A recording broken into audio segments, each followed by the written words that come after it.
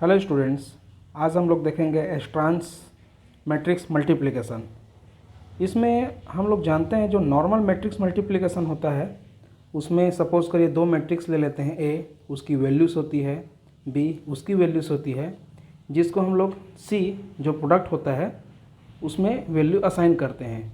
Normally जब हम लोग वैल्यू असाइन करते हैं, सपोज़ ए की वैल्यूज़ है A11, A12, A21, A22, B11, B12, B21, B22, इसकी वैल्यू कैसे असाइन करते हैं? A11 B11 से मल्टीप्लाई करते हैं प्लस A12 और B2 से मल्टीप्लाई करते हैं। मीन्स पहले मैट्रिक्स का रो और दूसरे का कॉलम, फिर पहले करो दूसरे का कॉलम। इस तरीके से हम लोग मैट्रिक्स मल्टीप्लिकेशन करते हैं। नॉर्मली हम लोग जानते हैं दो मैट्रिक्स को मल्टीप्लाई करने के लिए तीन फॉर लूप यूज़ करते हैं। देखते हैं कैसे। एक for loop i is equal to 1 to n i plus plus इसकी वैल्यू के लिए, दूसरा फॉर लूप इसके लिए। यदि सी ऑफ i j है तो उसकी वैल्यू होती है डायमेंशंस 0, 1, 1, 2, 2, 3, 3 एंड जब हमको सी में इसकी वैल्यू लेके आनी होती है तो एक तीसरी फॉर लूप हम लोग यूज़ करते हैं जो कि है k, और वैल्यू हमारी आती है C of i j is equal to A of i के मल्टीप्लाई b के जे। हम लोग जानते हैं ये चलता है 1 to n तक, कॉम्प्लेक्सिटी हो गई n। ये चलता है वो 0 to n, कॉम्प्लेक्सिटी n, इसकी कॉम्प्लेक्सिटी आ गई सिंगल टाइम के लिए 1। फिर से एक तीसरी फॉर लूप, तीन फॉर लूप हो गए। तो ये वाली जो लाइन है हमारे तीनों फॉर लूप के अंदर में है, इसकी कॉम्प्लेक्सिटी हो गई n n n। तो ये लूप कंटिन्यूअस है तो n मल्टीप्लाई टोटल कॉम्प्लेक्सिटी होती है n to the पावर 3। इसकी कॉम्प्लेक्सिटी आ गई n to the power 3। Suppose करिए ये नॉर्मल मैट्रिक्स मल्टीप्लिकेशन था, हम लोग इसमें divide and conquer method use करें तो क्या होगा? If a problem is large, जैसे कि हम लोग जानते हैं डिवाइड एंड कॉन्कर अप्रोच में यदि प्रॉब्लम लार्ज होता है तभी हम लोग डिवाइड एंड कॉन्कर अप्रोच करते हैं। फिर यदि स्मॉल होता है तो डायरेक्टली सॉल्व कर सकते हैं। तो हमको ये भी डिफाइन करना होगा कि लार्ज प्रॉब्लम किसको बोलते हैं और स्मॉल प्रॉब्लम किसको बोलते हैं। ऐसा प्रॉब्लम जो सिंगल यूनिट में होता है उसको डायरेक्टली सॉल्व किया जा सकता है। तो जब प्रॉब्लम बड़ा होता है उसको हम लोग डिवाइड एंड कॉन्कर अप्रोच में डिवाइड करते हैं, और फिर उसको जब वो प्रॉब्लम छोटा हो जाता है तो डायरेक्टली सॉल्व कर सकते हैं। इस तरीके से हम लोग जानते हैं कि किसी भी मेथड में जिस प्रॉब्लम को डिवाइड किया जा सकता है वहाँ पर हम लोग divide and conquer approach use करते हैं। देखते हैं आइए कैसे यूज़ करते हैं। So this is example of matrix multiplication solved by divide and conquer. Suppose same problem हम लोग यहाँ पर यूज़ करते हैं, a cross b multiply b, value आएगी c में, राइट। इसका डायमेंशन क्या है? 2/2, 2/2, वैल्यू भी क्या आएगी? 2/2 ही आएगी। इसके लिए डायमेंशन सेम होना जरूरी होता है, राइट।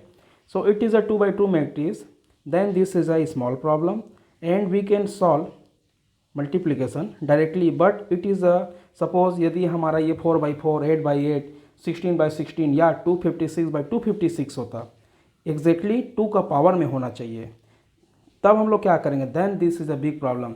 तो यदि ये 2 के पावर में है तो हम लोग यहाँ पर इसमें directly divide and conquer approach use कर सकते हैं, अदरवाइज नहीं कर सकते। और यदि ये 2 के पावर में नहीं है तो हमको इसको 2 के पावर में लाना पड़ेगा। Then we can apply directly divide and conquer approach.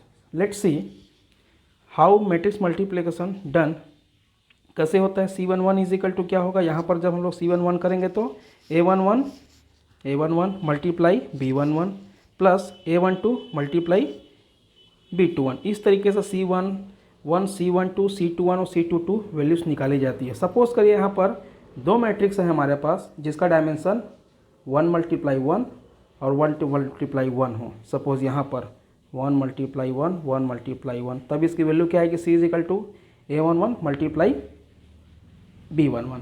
ये भी स्मॉल प्रॉब्लम है।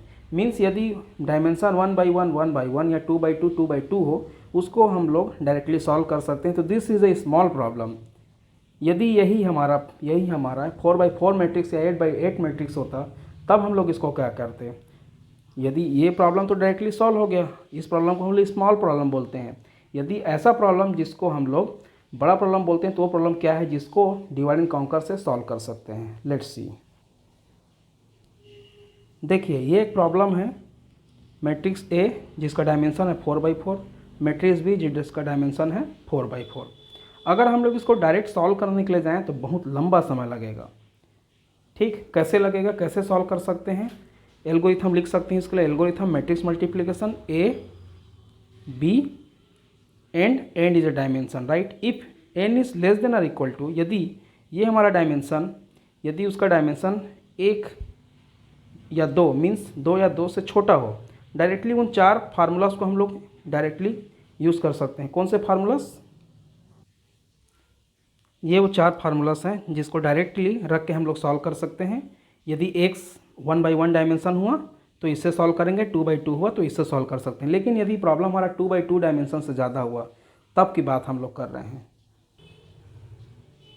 यदि इक्वेशन आता है यदि ये 2 या 2 से छोटा ना हुआ, ज़्यादा हुआ, तब क्या करेंगे? तब हम लोग क्या करेंगे, उसके डायमेंशन को मिड निकालेंगे। हम लोग डायरेक्टली लिख दिए इसको n/2 क्योंकि इसके लिए कोई डायरेक्ट फार्मूला नहीं है।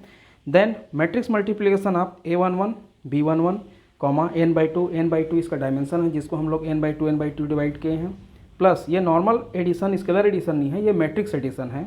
मल्टीप्लिकेशन आप a12 b11। कैसे? देखिए मैट्रिक्स मल्टीप्लिकेशन ऑफ, हम लोग इसमें क्या करेंगे, हम लोग यहाँ पर क्या किए थे, ये 4/4 और ये 4/4 है, ये 4/4 और ये 4/4। हम लोग इसके डायमेंशन को क्या किया, डिवाइड किए, तो ये डिवाइड बाई टू और डिवाइड बाई टू हो गया। हम लोग इस 4 वैल्यूज़ की जगह यहाँ पर सिंगल वैल्यू असाइन करेंगे, a11 a12 a21 a22, उसी तरीके से b11 b12 b21 और b22। अब हम लोग इसको सॉल्व करेंगे तो ये हमारे 4 इक्वेशंस बनते हैं जिसमें 1 2 3 4 5 6 एंड 7 और 8 टाइम्स मल्टीप्लिकेशन परफॉर्म होते हैं और 4 टाइम्स एडिशन। यदि हम लोग इस फार्मूला से रिकरेंस रिलेशन जनरेट करते हैं तब क्या होगा, यदि 8 मल्टीप्लिकेशन तो 8t n/2 डायमेंशन प्लस हमारा यहाँ पर एडिशन यूज़ हो रहा है क्योंकि एडिशन नॉर्मल एडिशन नहीं है, मैट्रिक्स मल्टीप्लिकेशन है, तो n into n, n square कितने बार भी हो हम लोग एक बार n स्क्वायर लिखेंगे। ये आएगा जब n की वैल्यू 2 से ज़्यादा है और उससे कम होगी तो सिंगल टाइम, राइट।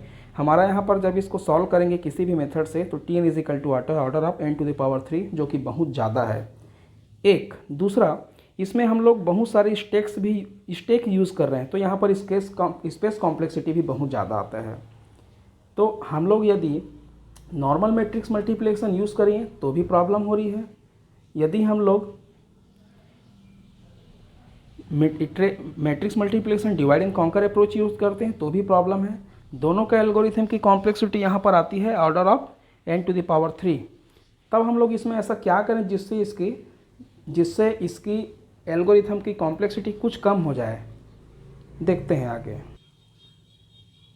एक साइंटिस्ट सेंस्ट्रेंस नाम के जिन्होंने मैट्रिक्स मल्टीप्लिकेशन का फार्मूलाज दिया है, वो उन 4 फार्मूलेस की जगह ये नया फार्मूला अडॉप्ट किए। यहाँ पर क्या हो रहा है, 1 2 3 4 5 6 7 एंड 8 टाइम्स मैट्रिक्स मल्टीप्लिकेशन है और 4 टाइम्स एडिशन है।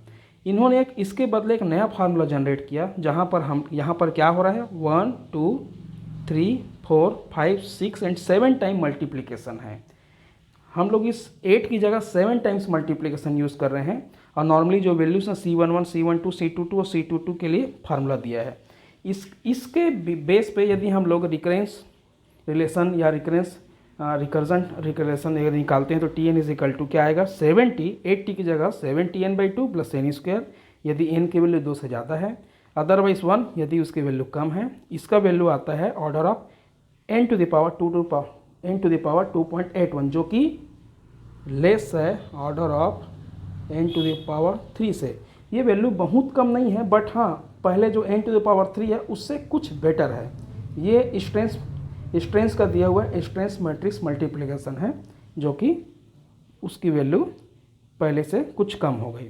तो स्ट्रेंथ मल्टीप्लिकेशन, नॉर्मल मल्टीप्लिकेशन और डिवाइड एंड कॉन्कर अप्रोच दोनों से हम लोग अभी लास्ट टाइम देखा था, दोनों से बेटर है क्योंकि यहाँ पर n⁻2.81 है और यहाँ पर n⁻3 है।